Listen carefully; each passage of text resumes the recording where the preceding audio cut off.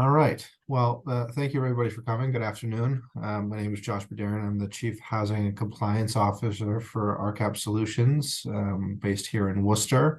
I'm happy to be the sort of introductory presenter here for our HMLP, our Home Modification Loan Program webinar here to talk about the services we provide in this program. First, let me introduce some of the panelists here before we get to some housekeeping items. On the right-hand side of your screen, we have Megan McCaffrey, who's our Vice President of Communications. We have Livette Chisholm, who is the Director of Housing Counseling and Financial Services. Lindsay Richmond, who is the Deputy Director of Housing Counseling. And Adam Draws, who is our Communications Manager. Later on, we will sort of introduce our presenter for the day. Excuse me. So a few housekeeping items here. Just so everybody's aware, this event is being recorded. There is going to be a wealth of information. I personally think that this program, HMLP, is one of the best programs that we administer, and with that comes an incredible amount of information. There is a chat feature. I know that we've seen it used already. Thankfully, it works. So if you have any questions, please feel free to put them in there, and there will be, a brief sort of question and answer at the end. There will be a follow-up with the recording and the slides, as well as some additional information about the programs and the information that's presented here today. So I want to tell you a little bit about RCAP Solutions itself. We are as the slide says, the go-to resource for a lot of different folks across a lot of different regions. For Massachusetts, we administer housing programs. We administer, emergency rental assistance like RAFT, and housing counseling and education through our HCEC programs, as well as voucher administration that's federally and state funded. And then on the other side of the house, we administer federal dollars for community-led economic development, water and wastewater technical assistance funds, and those programs cover not all of New England, but all of New England plus the Mid-Atlantic, New York, New Jersey, Pennsylvania, as well as the U.S. Virgin Islands and Puerto Rico. RCAP Solutions is part of a network, a national network of providers, the RCAP network for those services. RCAP was established in 1969 under the name Rural Housing Improvement. And we have transitioned. We've been through a lot of different change over the years, over 50 years now. So it's a fantastic organization that I'm incredibly proud to work for. HMLP is one of the programs that falls, adjacent to, at least, the Housing Consumer Education Center, that has the ability to provide housing counseling and education services across Worcester County. HCEC, of course, is an acronym like everything else in the government, but what we do is, I think, fantastic work. We enable not only our participants in programs to gain the skills and education and knowledge that they need, but also put folks in connection with resources that can better their situation and better their lives. HMLP buddies up to this suite of services, and I think is, like I said before, one of the best programs that we administer. So let me tell you about our presenter.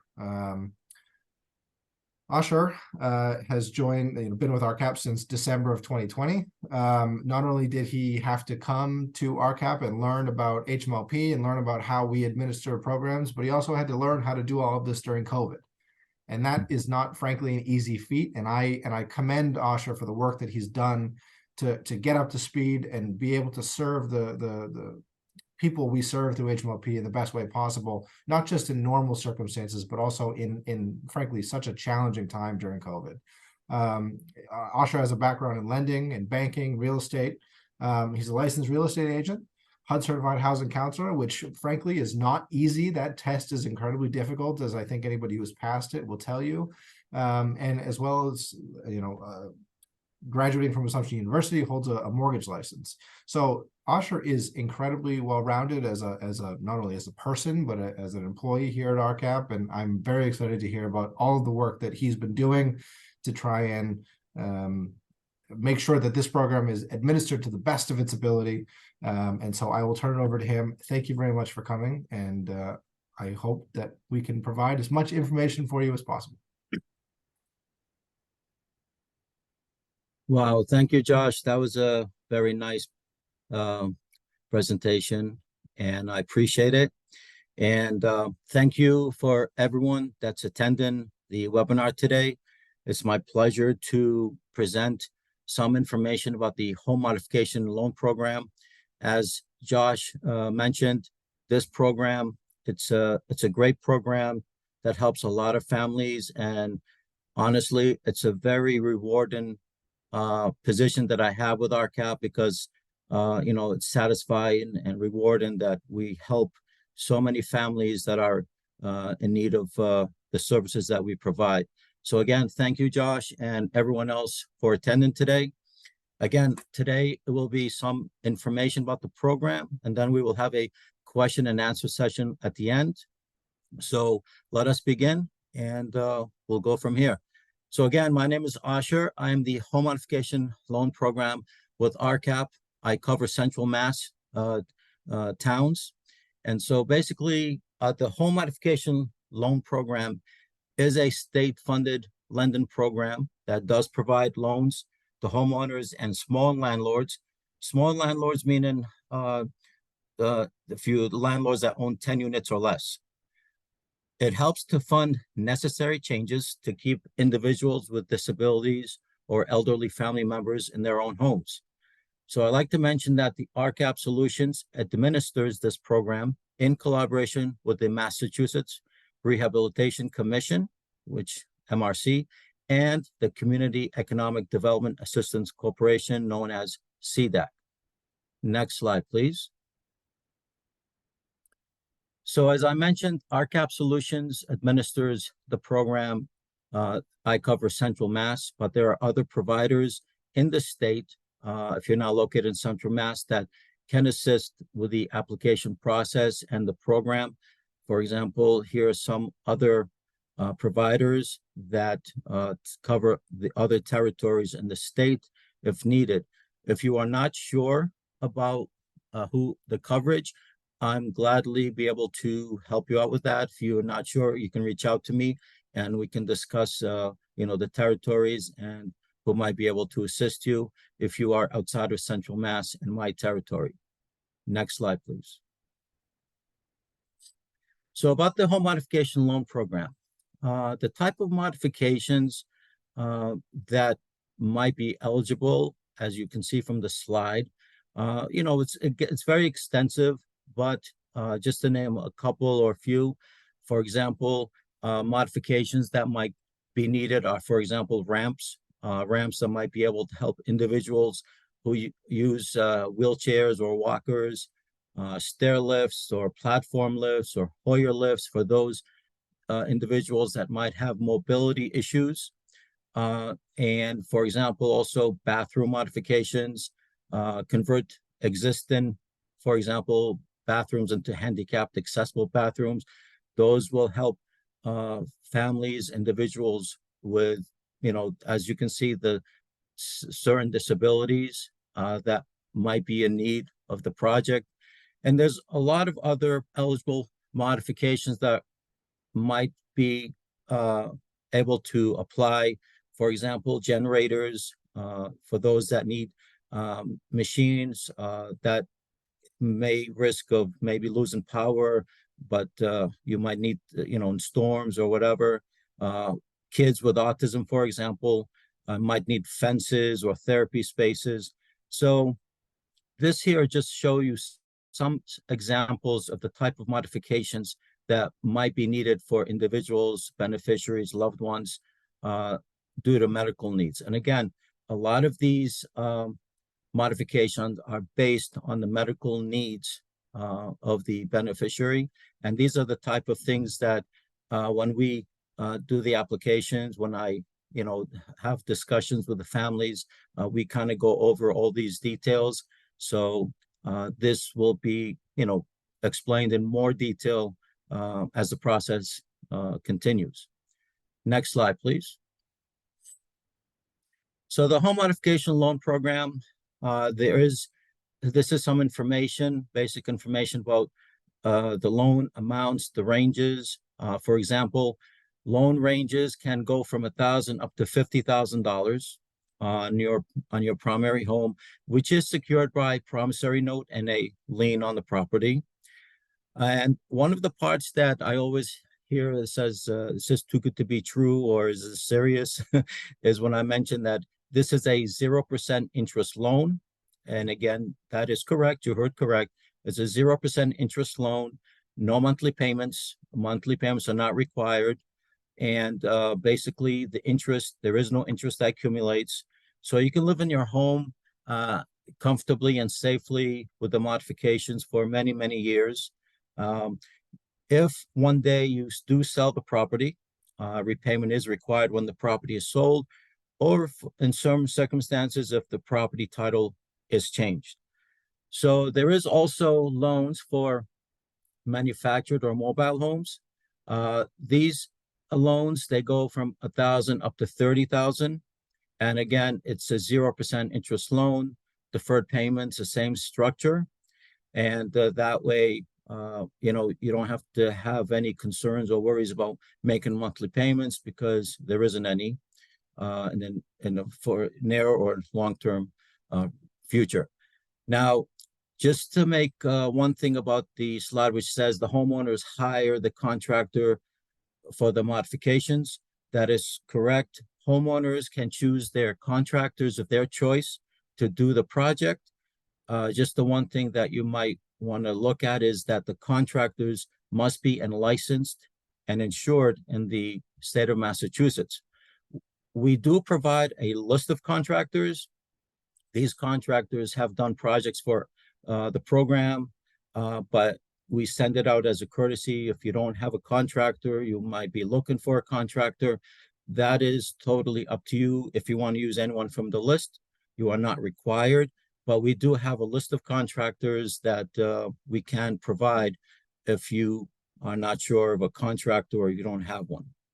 Next slide, please. So the Home Modification Loan Program income guidelines, as you can see, they are, I'd say, generous. So the guidelines, for example, family of two, 237,600, family of five, as you can see, 320,600. So the income guidelines are pretty generous. The main purpose of the Home Modification Loan Program, again, is based on the medical needs of the beneficiaries. So the guidelines, there is income guidelines, but as you can see, they have a, it's a pretty generous income guideline. Next slide, please. So the application process, as the slide shows, you can download it from the website. You can call me, email me, we can discuss things. I can mail it out to you. I can email it to you. However, is the most convenient way for you to receive it. If you have any computer issues, like I said, I can mail it out to you. Applications are reviewed on a first come, first served basis, excuse me, to determine both income eligibility and eligibility of the proposed modifications. Now, the application process has a checklist. When you get the application, or you download it, page 7, there is a checklist of items, or what it gives you a breakdown of the application itself. For example, page 7, like it says, the checklist. It kind of helps you prepare yourself or prepare the application. Page 8, for example, is the applicant or homeowner information. Once you fill that out, you can basically check off the box for yourself for kind of easy reference to know what you completed or not. For example, the important section, well, it's all important, but page 12, for example, is what's called the professional form. That is to be provided by the medical professional for the beneficiary. So it is not to be completed by the applicant or the homeowner. But that is very important because the professional form, it is completed again by the medical provider. It gives us a list of, the primary impairments or secondary. It gives information about the individual's disabilities. The medical provider can maybe, give a comment about maybe it would be helpful for the applicant to have a handicapped accessible bathroom, or might be helpful to have a ramp. So there is comments that can be made there, but the professional form, which again, page 12 is very critical to get completed along with the rest of the application. So again, the application, if the checklist is very helpful to use it, to utilize it, to make sure you have all the documents that are needed and completed. But at the same time, very open. You can call me, email me with any questions. I'll gladly go over any part of the application, the process, as needed. So items that are required as part of the application, again, the application does have the checklist, but for example, verification of household size and gross income, the professional certification that was discussed, that proposes the modification that relates to the beneficiary's ability to function on a day-to-day basis, verification of paid state income taxes and property taxes. We like to make sure that, state income taxes are paid or current, real estate taxes are paid and current, and also a copy of the property deed that is helpful to, just to verify ownership of the property. If you are not able to get a copy of the deed, I am able to access the deed. So that is something we can help and locate together if need be. Is my project eligible? Well, that is the million-dollar question. So modifications must relate to the functional limitation, medical need of the beneficiary, as I had mentioned. For example, a child with autism, for example, the diagnosis of autism, the homeowners, the parents might say they need a fence in the yard so that, kids with autism maybe have a tendency to bolt. So, again, we would need the full application to determine eligibility, but that's just to give you an idea again of the, when we say the modifications they must relate to the medical needs of the beneficiary. Projects that are not directly related to the beneficiary's ability to function on a day-to-day basis, they are not eligible. For example, roofs are not eligible. That would affect everybody. And unfortunately, that would not be eligible part of a modification request. And so again, the modifications have to make sense in terms and due the regards of the disability. And that's why the professional form is very, very important to get that completed by the medical provider that gives us a diagnosis. Next slide, please. So home modifications for landlords, as you can see, landlords with 10 units or less may apply for a loan at 3% interest. So landlords, again, there is a slight interest or low interest rate. However, it is manageable, in my opinion. Landlords, however, renting to a family member with a disability may qualify for a 0% deferred loan. Again, so it all depends on the application and the situation. So which way that would go, again, every application is kind of unique. So we would have to get the details to determine which way that would go. So sometimes maybe landlords would say to themselves, why should I take out a loan for my tenants? Well, the number one reason is it will help the family. and at the same time, it would help the landlord ensure stable tenancy and decreased vacancy rates. It would reduce the tenant turnover. It could improve the stability of the property. It definitely would increase the pool of tenants who might rent from this landlord in the future, because you would have a unit that's modified for and ready to go for an individual or family or beneficiary that might need that certain type of modification, and makes your unit more desirable. Like I mentioned with with individuals with disabilities, families with children with disabilities, and the elderly.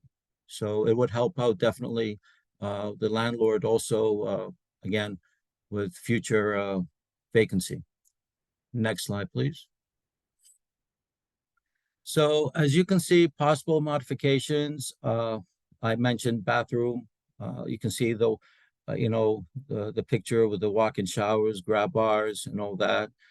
Kitchen modifications. Here's the stair lift, the platform lift that I mentioned. Help a person go from first or second floor.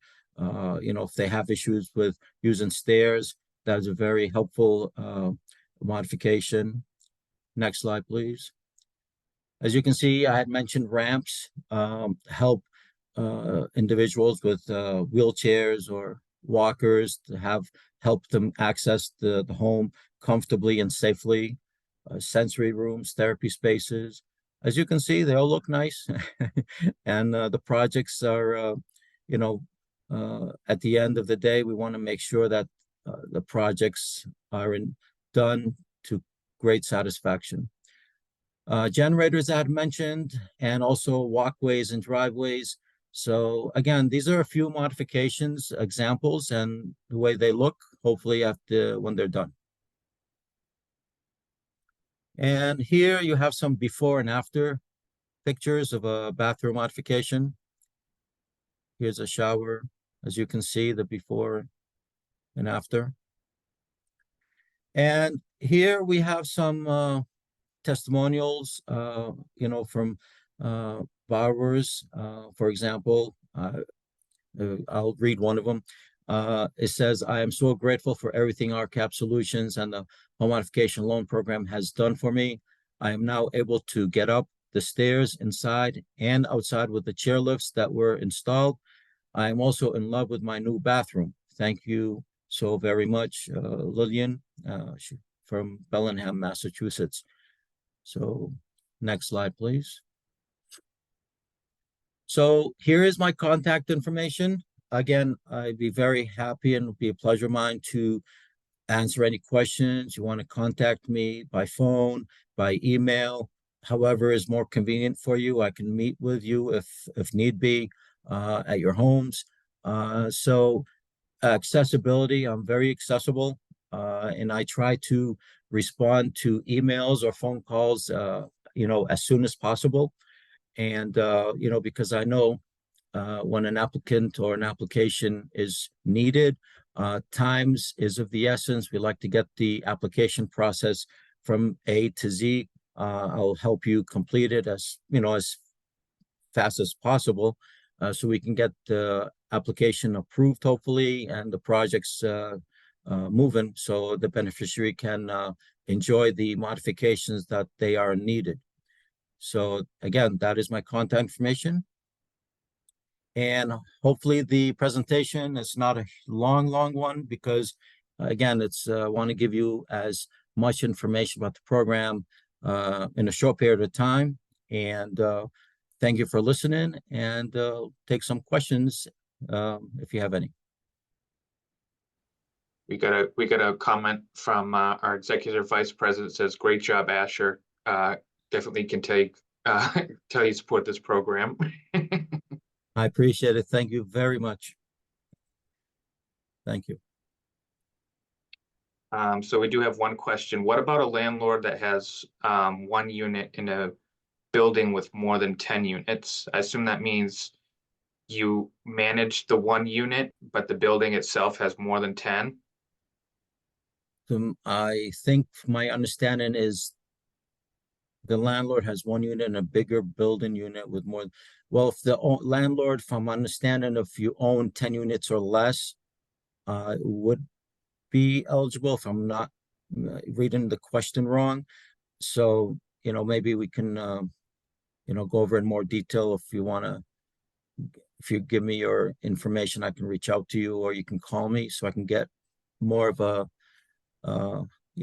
clear picture of what the question is. Yeah, she says the units are individually owned, but yeah, we can follow up with Wendy. Okay. I can give her your. Yeah. So we have another one. It says, what if you live in a mobile home and you don't pay taxes on it? Well, if you're not required to pay taxes, and we're not going to force you to pay taxes. So as long as the town you have for whatever reason you don't have to pay taxes, then obviously we just have to confirm that you don't owe any taxes, or you're not required to pay taxes, and I don't see why, I don't see that as an issue on our end. Window replacements? I think I know When the answer, but I'll let you answer. window replacements is a kind of tricky. That's something where we don't cover windows. Windows are not typically eligible, but there are circumstances that might be eligible. But that's depends on the situation. And again, I can go in more detail if you want to contact me about that, and go from there. Perfect. Let's see. Would a consumer need to work with the company that originally installed the equipment, the elevator, the lift, or can anyone help fix it? I assume they mean the contractor. Right. If you have a stair lift already installed, and if you're having an issue or something, you might want to call the contractor that installed it. We don't have anything to do with repairs, for example, of the stair lift. You definitely might want to reach out to the company that installed it for you and see what warranties they have given you, or they'll come out and if you have any issues, you might want to deal with them. Perfect. Another question. If my application is complete, do I need to have a contractor set up before I submit it? I have a call into a contractor, but I'm waiting for them to call me back. So that's a good question. The application, if you have it completed, I would definitely submit it, forward it to me. The part of the application, the contractor quote and the bid form that the contractor completes, that is part of the application, because we need to submit that also to see the scope of the work, to see what the cost is going to be. That way determines the loan amount. So please submit the application while you're dealing with the contractor. At least we can review the rest of the application, the professional form, the scope of the work that's needed. So definitely submit it. But in the meantime, we definitely need the contractor quote and the bid form completed by the contractor. But don't wait until you get that from the contractor before you submit the rest of the application. Perfect. So another one I think I know the answer to, but I'll let you answer it, Asher. Is if the property is sold, what's the time frame for paying the loan back? Well, typically you'd like to pay it back as soon as possible. If you know you're going to sell the property, you might, your attorney, would probably request a payoff amount. So once you are determined you're going to sell it, you can request the payoff amount, and I would assume that your attorney would, after the property is sold, and they would know what the payoff amount is for your loan here, and they'd submit the payment as part of the proceeds, or however else the situation is, dependent on the attorney or the property on the timeline. So if the person that is disabled is not related to you, can you still apply on their behalf? Well, if they're living with you and they're not related, yes, you can still do that. For example, if you have someone that's living in your home and you want to apply on their behalf, yeah, they don't have to be how should I say, a relative or family member, but if they are living with you, that's you could do an application for them on their behalf. Perfect. What if the project exceeds the 50,000 max? Are there other source of funds available? Well, again, the maximum on the HMLP funds is 50,000. If it goes over that, the homeowners or the applicants would need to pay out of pocket. Other sources, that's kind of, I don't have like specific any other sources that you can go and apply for the rest of the money. Say the project is cost $52,000, the homeowner, the applicant would be responsible for the $2,000, and we would fund obviously up to the $50,000. So with that said, the $2,000 would be paid out of pocket first by the homeowner or the applicant before we would start to distribute the $50,000 from RCAP.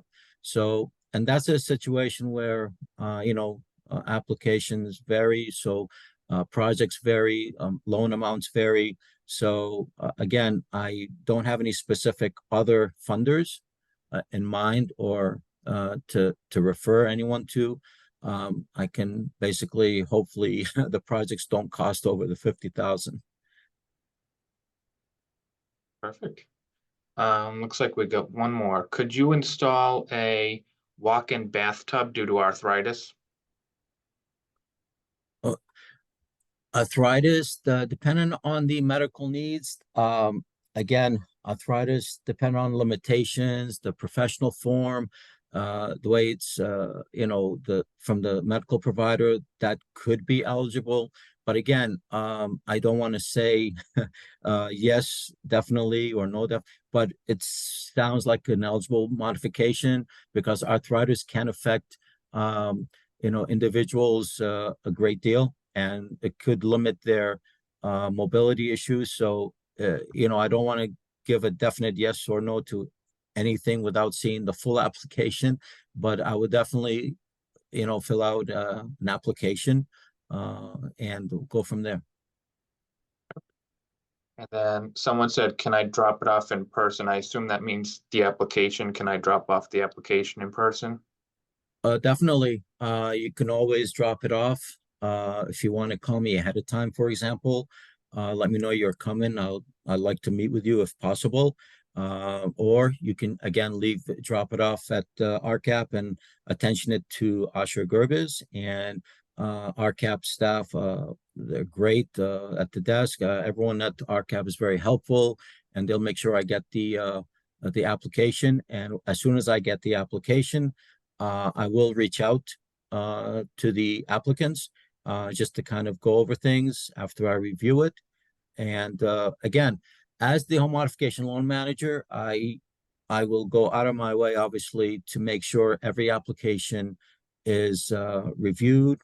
I will contact the applicants because every application that comes to my hands or comes to the program is very, very important. And we want to make sure that it is done as soon as possible and processed as soon as possible. And I will work as closely as I can with the applicants and to get all the information, all parts of the application completed, so we can start to submit it for approval and hopefully to start the project as soon as possible so that the modifications can be done for the persons that are needed.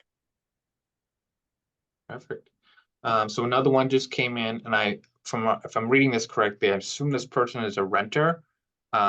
They said, is there a minimum number of years you have to reside in the unit to apply for this program? So maybe, Asher, if you want to clarify that about the apartments.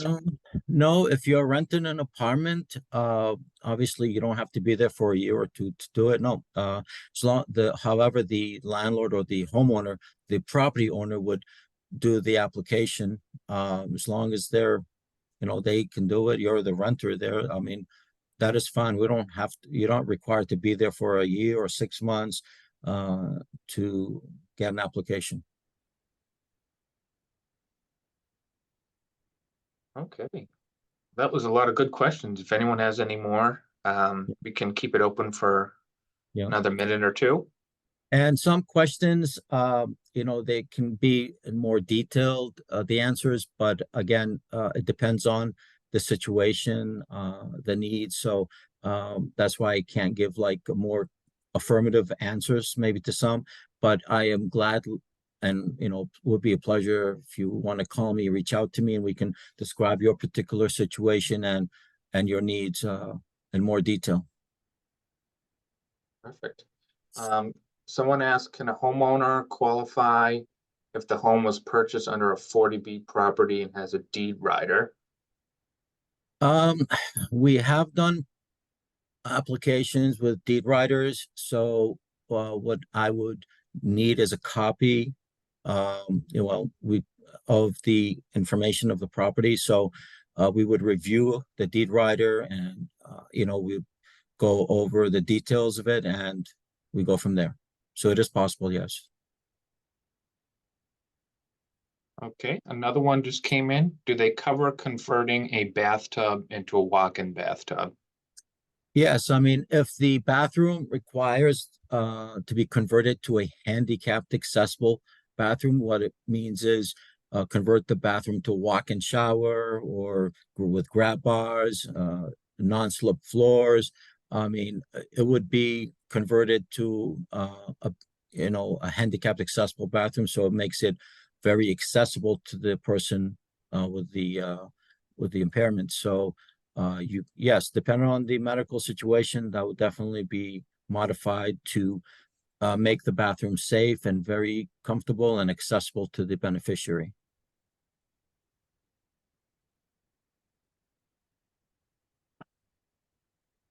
All right, perfect. Well, Josh, I don't know if you're still there, but I don't know if Josh or Asher, you want to give any closing remarks? I think that was all the questions we had. Okay. If Josh has anything to add first, he can. Sure. I was trying not to publicly cough quite as much, so I apologize. Thank you very much, Asha, for your time here today. I think, like I told you before, HMLP is one of the best programs I think we administer. It helps so many people with so many diverse uses that it's so malleable and allows us to change so many lives. So I think Asher, again, I think everybody on the team, I know our members of our executive team have joined. And so I thank them for the work that they've done to make this program continue to work the way we need it to work. I think that if we'll, like I said at the beginning, we'll be sharing this recording, we'll be sharing some additional information. Asher is always available. We're always available here at RCAP, and I think that regionally we want to be in as many communities as we possibly can, and you all not only can benefit from this program, but can help us attain that goal as well. So thank you very much. Enjoy the rest of the minimal snow that we got, even though we were promised a foot, unfortunately. And I think if we have any further questions, we can try and answer them now. But other than that, I have nothing else. Thank you very much, Josh, for your great, kind words and your support for the program. I'd just like to add to all the, everyone that's interested in applying or in the application process, please reach out to me. I will gladly discuss the whole process and answer any questions you have in more details.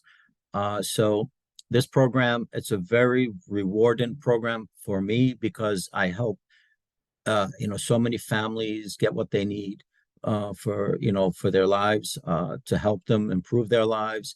So to me, RCAP is, I really appreciate the support, everyone with RCAP and the funders, with everyone, because it's a very, very important aspect of people's lives that we help. And my manager, Lavette Chisholm, I like to shout out because she is so instrumental and with the program, with her guidance. I can't say enough how much she this program is so important to her. When she ran the program, I just like to thank her for all of her support, and everyone at RCAP, honestly, for their support, because it is a very rewarding program and we do help a lot of families, and I like to help as many families as possible. So please reach out to me, reach out email me, call me.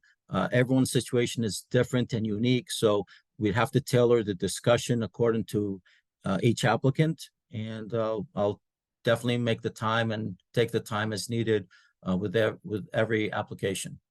Thank you very much.